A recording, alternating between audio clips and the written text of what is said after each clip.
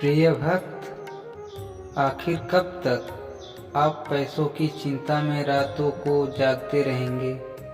कब तक मेहनत के बाद भी हाथ खाली महसूस करेंगे? अगर आपके मन में भी यह सवाल उठते हैं तो आज का यह मंत्र शायद आपके जीवन की दिशा बदल दे। धन के देवता, खजानों के स्वामी भगवान कुबेर कहा जाता है। जहाँ कुबेर की कृपा है वहाँ अभाव टिक नहीं पाता। लेकिन ध्यान रहे, यह सिर्फ पैसा पाने का मंत्र नहीं है, यह स्थिरता, सुरक्षा और सम्मान पाने का मंत्र है। अपनी आंखें बंद कीजिए, एक दीपक की लौ की कल्पना कीजिए और मन ही मन अपनी सारी चिंताएं उस लौ में समर्पित कर दीजिए। हर बार जब कहते हैं आप, तो मानो हर आप ब्रह्मांड से कह रहे हैं, मुझे मेरा अधिकार दीजिए, मेरी मेहनत का फल दीजिए। कुबेर देव सिर्फ सोना चांदी नहीं देते, वे अवसर देते हैं, सही समय देते हैं, सही निर्णय लेने का बुद्धि देते हैं। शायद आपकी परेशानी खत्म होने में समय लगे, लेकिन विश्वास रखिए, जब ऊपर से रास्ता खुलता है तो हालात अचानक बदलते हैं। हो सकता है अभी आपके घर में तनाव हो, बैंक बैलेंस कम हो या भविष्य की चिंता सता रही हो, लेकिन आज इस क्षण आप अकेले नहीं हैं। कुबेर देव आपकी पुकार सुन रहे हैं। अब आप एक संकल्प लीजिए, मैं मेहनत करूंगा, ईमानदारी से कमाऊंगा और इस मंत्र का जाप 108 बार रोज करूंगा। सुबह ब्रह्मा मुहूर्त में या रात को सोने से पहले एक दीपक जलाकर यह मंत्र श्रद्धा से जपे। धीरे धीरे आप महसूस करेंगे पैसे रुकने लगेगा, खर्च नियंत्रित हो रहे हैं और नए अवसर सामने आ रहे हैं। याद रखिए, चमत्कार बाहर नहीं, आपकी आस्था और कर्म के मिलन में होती है। अगर आप सच्चे मन से यह मंत्र जपेंगे तो समृद्धि सिर्फ आपके घर ही नहीं, आपके मन में भी बस जाएगी। कमेंट में लिखिए जय कुबेर देव और इस वीडियो को उन लोगों तक पहुंचाइए जिन्हें अभी उम्मीद की जरूरत है। जय कुबेर देव। ओम यक्षधिपतये कुबेराय नमः। निधिनाथाय धनसंवृद्धिं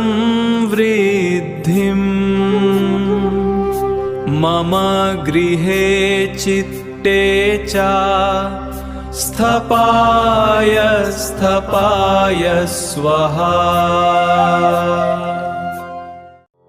ओम यक्षधिपतये कुबेराय नमः।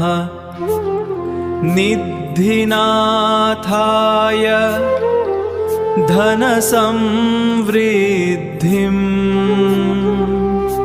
मम गृहे चित्ते च स्थपाय स्वाहा। ओम यक्षधिपतये कुबेराय नमः। निधिनाथाय धनसंवृद्धिं मम गृहे चित्ते च स्थपाय स्वाहा। ओम यक्षधिपतये कुबेराय नमः। निधिनाथाय धनसंवृद्धिं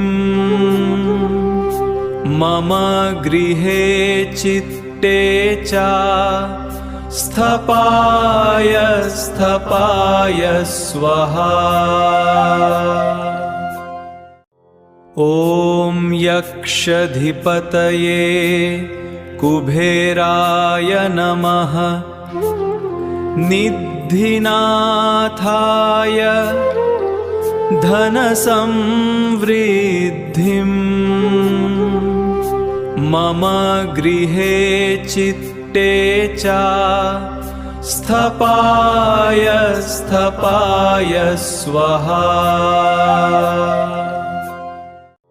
ॐ यक्षधिपतये कुबेराय नमः।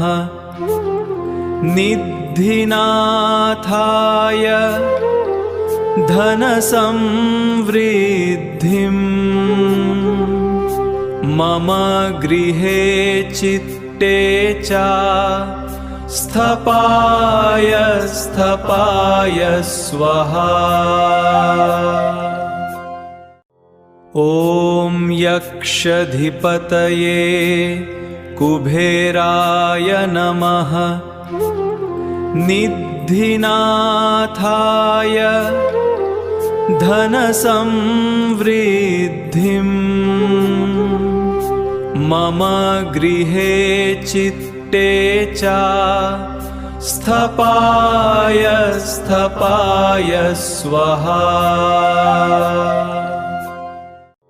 ॐ यक्षधिपतये कुबेराय नमः। निधिनाथाय धनसंवृद्धिं मम गृहे चित्ते च स्थपाय स्थपाय